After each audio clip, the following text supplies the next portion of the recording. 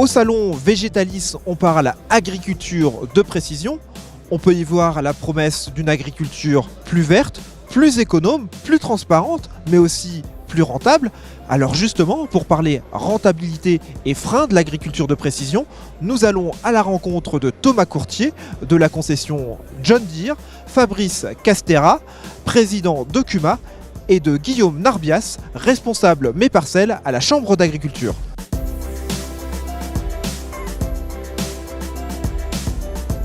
L'agriculture de précision et les outils, leur utilisation demandent de vraies compétences. Est-ce que ça va provoquer un développement des CUMA ou des EDT sur cette agriculture de précision, aussi en lien avec le prix des machines et des outils qui augmentent? C'est sûr qu'individuellement, à moins d'avoir des surfaces importantes, c'est dur d'amortir ce genre de matériel.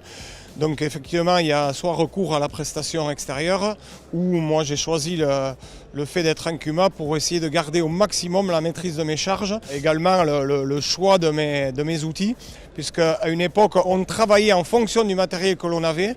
Maintenant, par rapport à l'agronomie, je préférerais que l'agronomie dirige mes investissements. Donc je pense qu'on va inverser en fait, plutôt que subir le matériel, on va plutôt, grâce à l'agronomie, aller vers l'utilisation de matériel spécifique qui correspondent vraiment à nos besoins. On voit des investissements d'agriculteurs avec du matériel parfois sous-utilisé, avec de la grosse technologie. Quels sont les freins aujourd'hui à lever pour bien utiliser et bien valoriser ces outils au service de l'agriculture de précision ? On a passé peut-être le cap du développement, d'essuyer les plâtres, d'avoir des choses qui n'étaient pas trop fiables. Ça, je pense que c'est passé. Donc on va rentrer maintenant vraiment dans de l'utilisation plus fine et donc qui apportera vraiment une plus-value rapide sur les exploitations. Merci beaucoup Fabrice.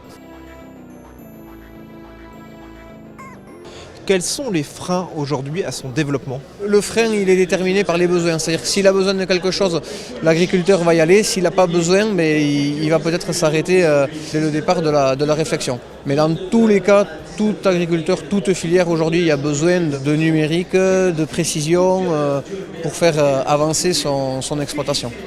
Les agriculteurs, ils ont un objectif de rentabilité, c'est bien normal et c'est ce qui guide leurs investissements. Alors est-ce que tu as un exemple pour illustrer la rentabilité de l'agriculture de précision, que ce soit en temps ou financier ? Alors la rentabilité, elle s'évalue sur différents domaines, on va dire. Donc il y a la rentabilité humaine, c'est sur la partie confort de travail, gain de temps, diminution de la pénibilité de certaines tâches. Donc ça déjà c'est quelque chose d'important au niveau de la fatigue, au niveau de la lucidité de l'agriculteur à faire une tâche. Il y a une rentabilité technique et si l'outil nous dit d'apporter juste, ça va nous permettre d'optimiser les rendements, la productivité de notre culture par exemple. Donc du coup il y aura une incidence économique sur le système.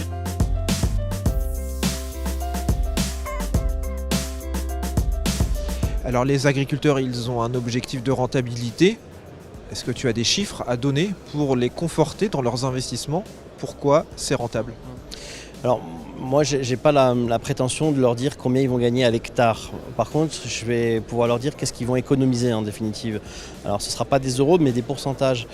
Clairement, aujourd'hui, un système d'autoguidage qui est optimisé, c'est 13% de recouvrement en moins sur la parcelle. Donc clairement, aujourd'hui, avec le prix du gasoil, le prix des machines, et si on économise 13% de son utilisation, déjà on va gagner de l'argent. Le deuxième chiffre que je peux avancer, c'est 5%. 5%, c'est la quantité qu'on va pouvoir économiser en semences, en produits d'application, pour l'utilisation d'un outil de coupure de section. Donc aujourd'hui, 5% de 1 000 € sur la tonne de urée, vous pouvez faire le calcul rapidement, c'est vraiment quelque chose qui va leur faire gagner de l'argent, tout au moins en économiser. Merci. L'agriculture de précision progresse, notamment grâce à plus d'interopérabilité entre les systèmes. La flambée du coût des intrants pourrait également lui donner un coup d'accélérateur.